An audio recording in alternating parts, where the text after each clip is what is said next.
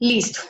Ojo, entonces miren, interesante, como ellos, como lo plantearon, digamos, con este tipo de personal y interesante cómo ha sido ahora el manejo y la situación o la necesidad de ese personal también. Entonces también me ha parecido pues como interesante. Bueno, tenemos diferencia entre deuda y patrimonio.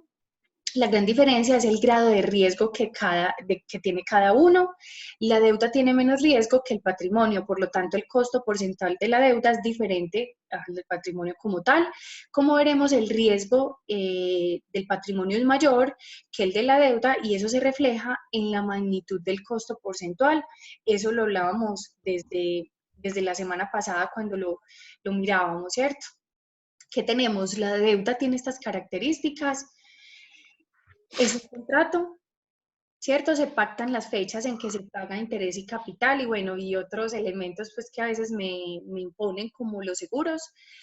¿Qué más? El acreedor recibe su dinero sin importar si la empresa ha producido utilidades o no, aunque ojo, eso pues sí es relativo, porque ya sabemos que antes de desembolsarnos el dinero, las empresas se aseguran, pues es decir, los bancos se aseguran que las empresas en efecto sí estén teniendo rendimientos, eso sí no nos digamos mentiras. Es decir, ellos se tienen que asegurar que, que, que van a recibir del retorno el dinero pues que están prestando. Los muchachos, por ejemplo, y esto lo hablo desde mi experiencia puntualmente, cuando yo tramité el crédito del apartamento con mi esposo, listo, eso fue pues hace mucho, pues porque eso se tiene que hacer con mucho tiempo, mucho antes que le entreguen a uno el apartamento y no sé qué, listo, bueno, fue todo pues el proceso. Entonces queda preaprobado, ¿cierto? Preaprobado porque es con mucho tiempo de anticipación. Cuando se acerca la entrega del inmueble, otra vez te hacen como el estudio para ver si sí te prestan esa cantidad o te prestan menos. Pues vean muchachos, en esa época, cuando ya nos iban a hacer pues como la entrega del inmueble, nada, me llamaron a ofrecerme una tarjeta de crédito y miren, yo no sé ni si pues que hubiera sido la más amante pues como a las tarjetas de crédito, pero no, pero nada, pues como que me dije, pues bueno, es un respaldo ahí, pues lo tiene uno por si algo sucede, nada, pues bueno, la acepté. Bueno, no se imaginan chicos que cuando me volvieron a hacer el estudio del crédito, pues a mi esposo y a mí nos disminuyeron el crédito porque había adquirido una tarjeta de crédito. Y miren, muchachos, no había hecho ni la primer compra con ella. Entonces, que haber recibido esa tarjeta disminuía mi capacidad de pago por si me llegase a endeudar con ella. Ay, no, ustedes no se imaginan, casi me da un infarto. Porque, pues, por Dios, fuera que también fue mucho, o sea, nos disminuyeron el crédito casi 10 millones. No, ¿Y eso lo harán a propósito? ay, yo no sé. Ve, ni que lo hicieran a propósito en serio. O sea, yo A, dije, a mí pero hay veces me da por pensar que sí, que eso como que lo hacen a propósito. fue pucha, es que, no, yo dije, pero por Dios, en el momento preciso, y miren, y fueron, sí, casi 10 millones que le disminuyeron al crédito, no, no, es que no se imaginan, eso nos tocó hacer gárgaras, por Dios, ahí sí prestar con la mamá, con el papá, con el primo, con no sé qué, este 1 millón, este dos, este 500.000, para poder ajustar los 10 que nos hacían falta para la totalidad del crédito. Miren muchachos, muy complejo. Entonces a eso voy. Este aspecto de que, bueno, se recibe el dinero sin importar si recibe utilidades no es tan cierto. En lo absoluto, ellos siempre se aseguran que uno, bueno, de cierta forma va a tener la capacidad de pagar. ¿Sí? Muy importante esto. Ahí les cuento pues para su vida, para que por si tienen un trámite ahí pues de un crédito, no se les ocurra recibir una tarjeta jamás. Sí, muy importante. ¿Qué más tenemos? Tienen prioridad sobre los pagos de utilidades o dividendos de los socios o accionistas. Eh, Esto, claro, lo vemos de hecho en la estructura del estado de resultados. Siempre va a estar por allá antes el pago a las entidades financieras, que pues la utilidad en sí misma, ¿cierto? La utilidad va al final, después de todas estas salidas de dinero. ¿Qué más tenemos? Se le exige garantías reales, bienes raíces o activos en general, o a la vez exigen codeudores que respalden la deuda en caso de que la firma no pueda pagar. Ya sabemos que el codeudor, bueno, sí es una figura importante, pero generalmente es el respaldo. Ese es el que mayor, digamos, certeza le da a al banco que si algo pasa, pues bueno, tienen con qué, ¿cierto? Porque de pronto de cierta forma es importante ese codeudor. Y es que, bueno, a veces también los bancos piensan, nuestro, nuestro deber ser es el dinero, o sea, el flujo del dinero. Entonces, a veces sí, entonces prefieren que el codeudor siga pagando que en recibir el activo como tal, ¿cierto? Porque, es decir, el negocio de los bancos no es tener apartamentos, no es tener locales, no es tener carros. Entonces, esos activos para ellos, a pesar de que fueron sus respaldos, son como de cierta forma un encarte. Pues bueno, no perdieron la plata, pero no es su negocio, no era su actividad principal. Por eso es que no les gusta mucho eso, cuando tienen pues como que recibirlos, porque mientras lo vuelven en dinero líquido otra vez, puede transcurrir pues un tiempo, ¿cierto? Y tenemos en la deuda financiera, se incluyen los bonos emitidos por la firma, préstamos recibidos, etcétera. Ya sabemos pues como todo lo referente o que implica a crédito como tal, ¿sí? Mientras que en el patrimonio tiene una remuneración residual, perdón, se le paga si después de pagar todas las obligaciones, gastos de personal, materia prima, arriendos, intereses a bancos, queda un remanente de utilidad. Por eso les digo, por allá cuando vemos los márgenes de utilidad, de cierta forma uno puede decir, bueno, ¿será que ese margen neto o el de la utilidad neta es cercano al costo del patrimonio? Es decir, ¿será que entonces esos dueños se tranquilizan y quedan contentos con ese nivel? ¿O realmente su expectativa es mucho más y eso es lo que realmente se está generando? Porque, ojo, muy importante. Por eso es que cuando en el EVA, en el EVITA se analiza, mire que la perspectiva o la lectura es desde un inversionista, ¿cierto? ¿Qué tan interesante podrá ser invertir en dicha organización, dado a los resultados que se tienen? Entonces, bueno, es importante, pero ¿por qué es desde esta remuneración? ¿Cierto? Es decir, desde la final, desde la neta, lo que se obtiene. Pero lo que ahora les decía, no necesariamente es la esperada. Puede que la esperada sea mucho más que esto. ¿Sí? ¿Qué tenemos en caso de quiebra o liquidación? Son los últimos en recibir el dinero. Esto ya lo habíamos hablado ahorita. No hay obligación de la firma de pagar utilidades porque, ojo, ese es realmente, por así decirlo, el riesgo que está involucrando como tal un socio, y es que puede que le vaya bien, pero puede que no. Y si la respuesta es que no le fue tan bien, entonces, bueno, ahí está el punto. ¿Perdí entonces esa inversión o no? Entonces es allí donde empiezan a liquidar los activos, pues los activos productivos y bueno, se reparten pues como ese dinero o a veces ni siquiera alcanzan a venderlos. Se reparten los activos, bueno, a usted le quedó la nevera, a usted le quedó una mesa, a usted le quedó no sé qué, ya cada uno mira pues qué hace con esos activos, pero miren, muy, muy, muy, muy complejo. Pues cuando llegamos a ese punto, pues realmente nadie invierte pensando en esto, ¿cierto? ¿Qué más tenemos? No muestra una gran diferencia en el riesgo que asume cada dueño de los recursos. Claro, son los mismos, vean muchachos, es que el riesgo no es de cada inversionista en sí, el riesgo es de la empresa como tal, del sector como tal. ¿Qué puede cambiar acá o qué diferencia puede existir? Que un socio pudo haber invertido más que otro, ¿cierto? En términos de la ganancia que pueda ser mucho mayor o que la pérdida sea mucho mayor, pero el riesgo que ambos están asumiendo realmente es prácticamente el mismo, ¿cierto? No alcanzaría, digamos, a cuantificarse digamos, de una forma como tal.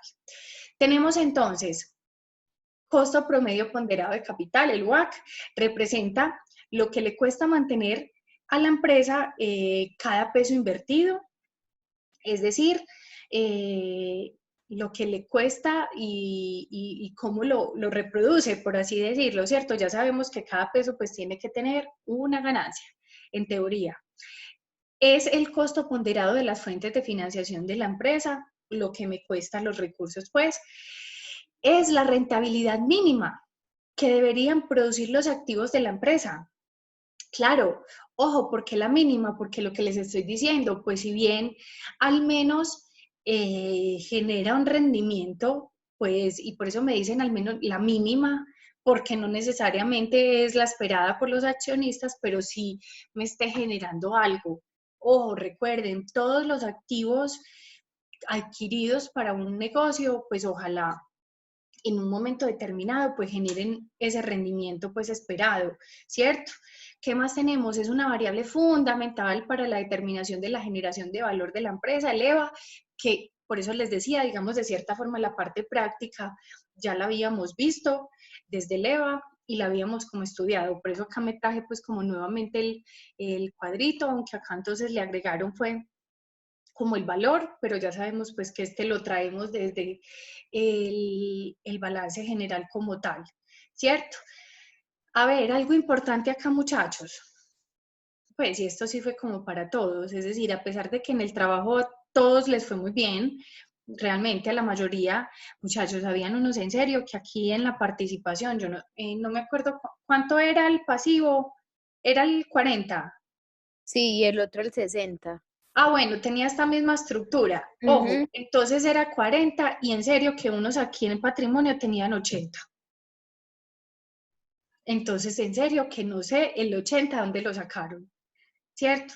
Recordemos que el pasivo y el patrimonio son la representación de mi activo, es decir, cómo está representado mi activo. Entonces, si yo tengo los valores en el balance general, lo que me voy a hacer es mirar esa representación, es decir, entonces el total pasivo sobre el total activo o sobre total pasivo y patrimonio, igual que el patrimonio, entonces el patrimonio igual, perdón, dividido el activo o el pasivo más patrimonio, me tiene que dar igual. Ojo, ya sabemos que la suma de los dos me tiene que dar el 100%, entonces por eso por allá no sé de dónde va a sacar un 80, ni idea. Entonces, chicos, importante tener eso en cuenta. Acá hay algo muy interesante. Miren, acá me muestran un costo, pero también me muestran un costo después de impuesto. ¿Qué pasó acá y por qué nosotros no lo hicimos de esta forma? Tenemos el costo después de impuesto, solo aplica para el costo asociado a los pasivos y fue calculado suponiendo una tasa del impuesto del 35%. ¿Cierto? Esta situación se presenta porque los intereses son descontables para efectos tributarios, lo que se traduce en un ahorro en impuesto derivado de la financiación con acreedores. Es decir, que aquí, miren, no se le aplicó al pasivo el 15% completamente, sino que tuvo un descuento y quedó en 9,75. Nosotros no lo hicimos así porque no sabemos cómo, cómo manejan tanto el impuesto y cómo manejan como tal esas tasas. Nosotros ya sabemos que lo hicimos fue netamente académico, hicimos una suposición, no más para identificar y para mirar es cómo funcionan las fórmulas, ¿cierto? Para poder llegar al EVA. Pero este indudablemente tendrá que orientarse y que hacerse dentro de la organización, donde en definitiva se sabe todo, toda la información se tiene a la mano, ¿cierto? Para poder calcularlo, pero miren que igual las fórmulas sigue siendo la misma, ¿cierto? La única diferencia ocurrió aquí por la tasa de descuento que se tiene desde los impuestos. Entonces hay que entrar a mirar eso, pero el resto es exactamente igual.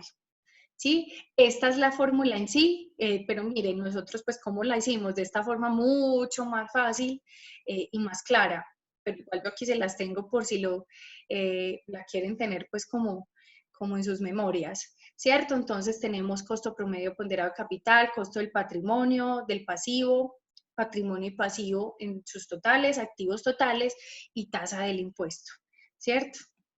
Muy importante. Todo esto, chicos, ¿a qué nos lleva? puntualmente a la planeación financiera, ¿cierto? Este aspecto de costo de capital, digamos que involucra mucho el aspecto o el elemento de cómo va a funcionar la empresa hacia futuro, ¿cierto? Es decir, cómo viene funcionando y cómo va a seguir funcionando. Entonces, si en efecto viene bien organizada, da buenos resultados, es decir, pese a que el dinero me cuesta, pero la empresa está generando para pagarles a ambos, estamos bien, ¿cierto? Pero siempre podrá mejorarse. De hecho, lo vimos o lo estamos viendo con las empresas. No recuerdo cuál era, yo creo que fue el hotel. Sí, fue el hotel, porque la aerolínea ni hablar. Que disminuyó, por ejemplo, los pasivos en términos de los años. Miren, eso, muchachos, es un buen comportamiento. Es decir, es que la deuda es buena, pero pues el hecho de que sea buena no significa que yo me voy a endeudar pues el 80% de mis activos. No, entonces es bueno mantener entonces también un equilibrio entre esa deuda que se tiene, ¿cierto?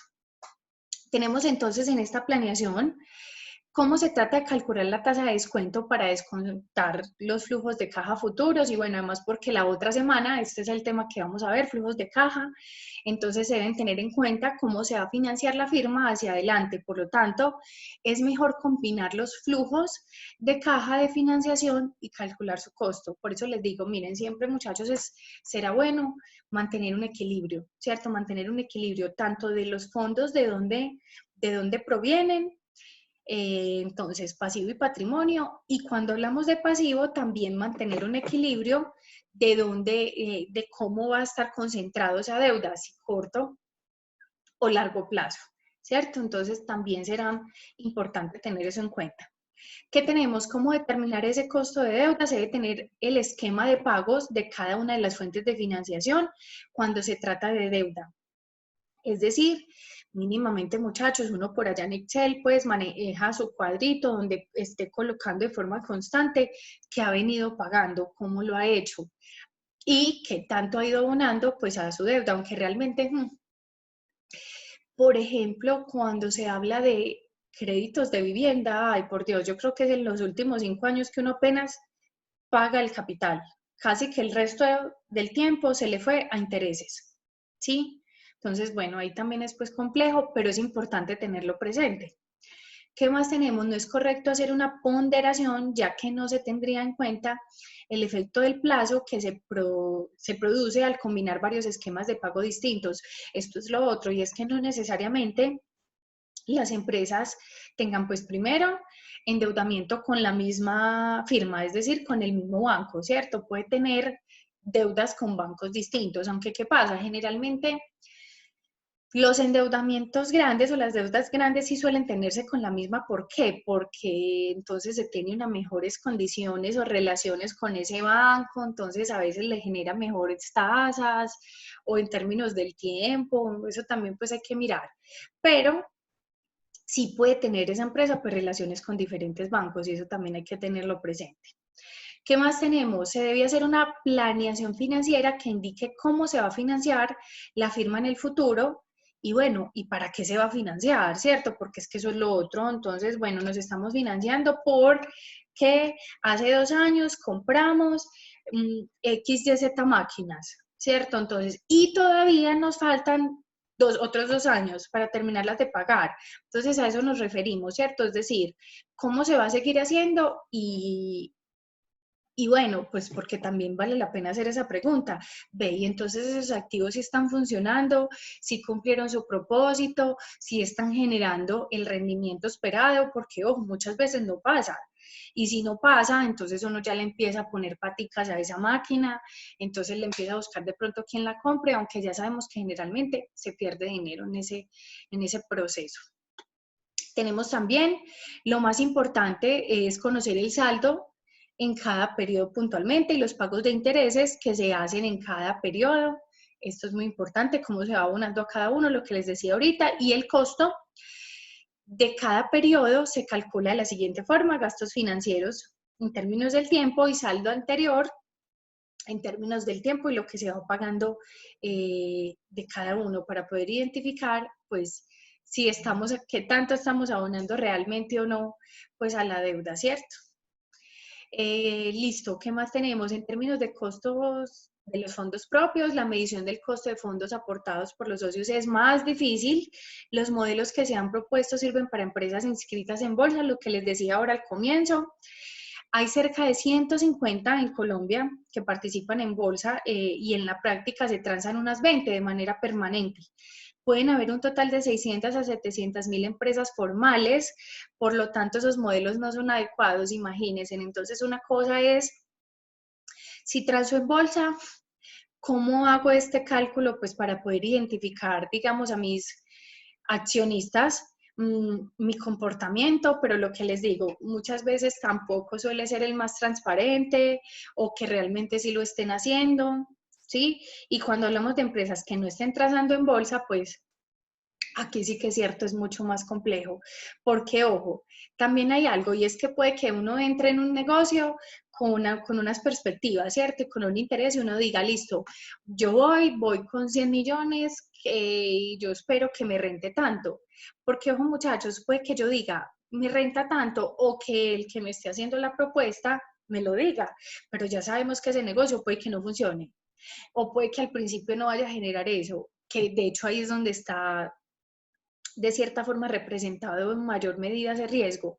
Entonces, eh, listo, supongamos que empezó a funcionar y que a futuro, listo, me va a generar un rendimiento, pues puede que sea el que yo esperaba, como puede que no, o puede que sea más, ¿sí? Entonces a eso voy, por eso es que de cierta forma este costo de fondos propios es tan difícil, porque no es el mismo, pues no es el mismo a través del tiempo, no es el mismo en todos los momentos, no es el mismo cuando empezó la empresa, que cuando, por allá a los 10 años que ya está instaurada, pegó en el mercado, es reconocida, ¿sí? Entonces, miren, eso es un poquito complejo. Y tenemos la valoración de flujos de caja. Los esfuerzos que se hacen en valoración de flujos de caja y cálculo del costo del capital están enfocados para valorar empresas no transadas en bolsa. Las empresas que se transan en bolsa tienen publicado su valor cada día. De hecho, entonces este aspecto de flujo de caja, por eso lo vamos a ver la próxima semana. Tenemos entonces que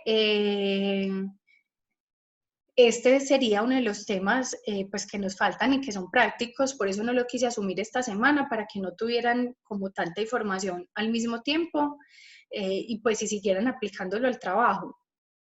Entonces, nada, por eso es importante. Sin embargo, aquí volvemos a mencionar los riesgos sistemáticos y no sistemáticos que de cierta forma pues, ya los habíamos trabajado, donde entonces tenemos los riesgos no sistemáticos, está relacionado con aspectos específicos de la firma o del sector y se pueden eliminar por medio de la diversificación. Entonces, por eso es que generalmente vemos hoy en día que las empresas quieren innovar mucho en sus productos, pero eso no solo el hecho de innovar, sino también de diversificar. Por si algún producto no funciona, no genera lo mismo, tenemos otros que estén soportando o respaldando esos que digamos no están funcionando de la mejor forma y pues en espera de que se tomen decisiones con respecto a ellos, ¿cierto? Porque entonces llegará algún momento donde en definitiva se diga, nada, se tienen que sacar del mercado, ¿cierto? Entonces, pero sigue siendo digamos, un aspecto puntual de mi organización, ¿cierto? Lo que dicen de mi sector, yo puedo tomar decisiones frente a él. Mientras que cuando hablamos del sistemático, que me dicen, es como toda la economía, no se puede diversificar. Y a ver, ¿quién me dice algún ejemplo de este riesgo sistemático? El coronavirus.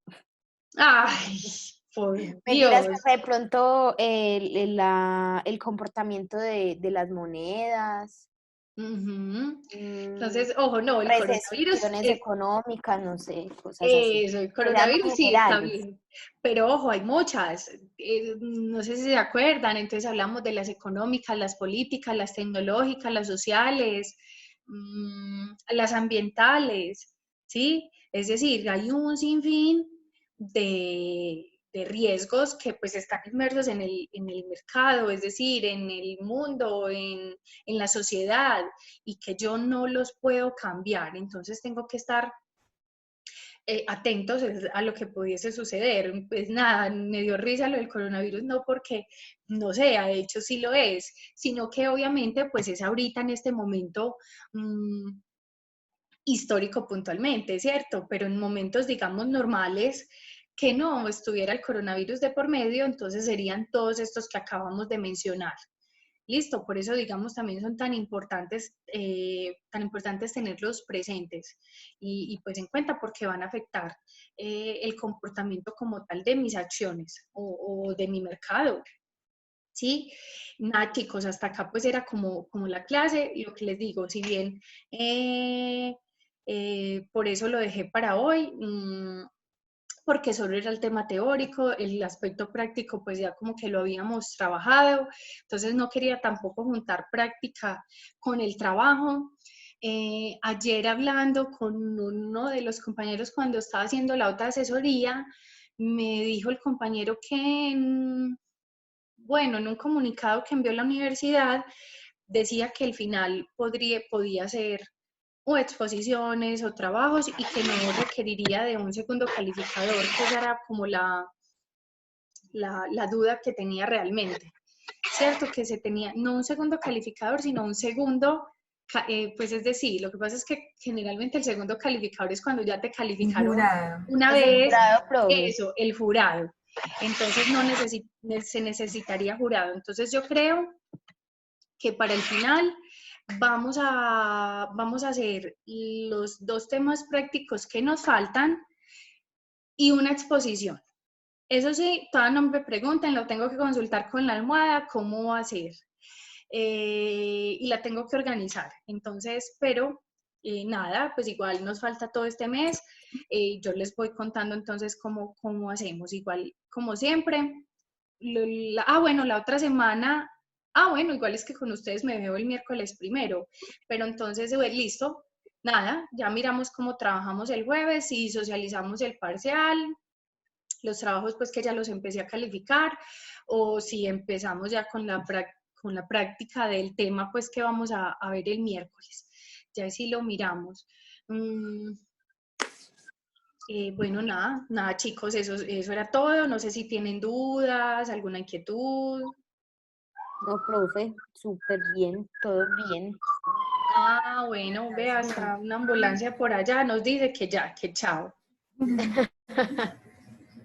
Listo, chicos, entonces nada, muchas gracias, feliz día y feliz fin de semana. Muchas gracias.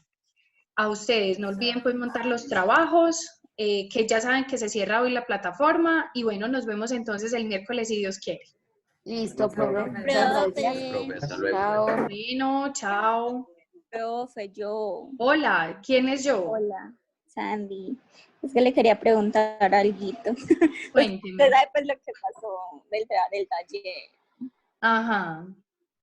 Sí, hice mera embarrada y mandé el que no era. Sí, después me bravió a mí, que por qué no lo califiqué. Ay, sí, profe, qué pena, porque es que pero si yo lo respondí, ¿cómo así? Que no evidencie las respuestas. Ay, no, profe, ¿y ahí qué? Ay, ¿qué? No, mándemelo al correo, pues, y lo pienso. Es que estoy tan ocupada que, en serio, mijita, no. Y quería esperar. No me puedo estar devolviendo, por Dios, a calificar las cosas que ya, no, de verdad.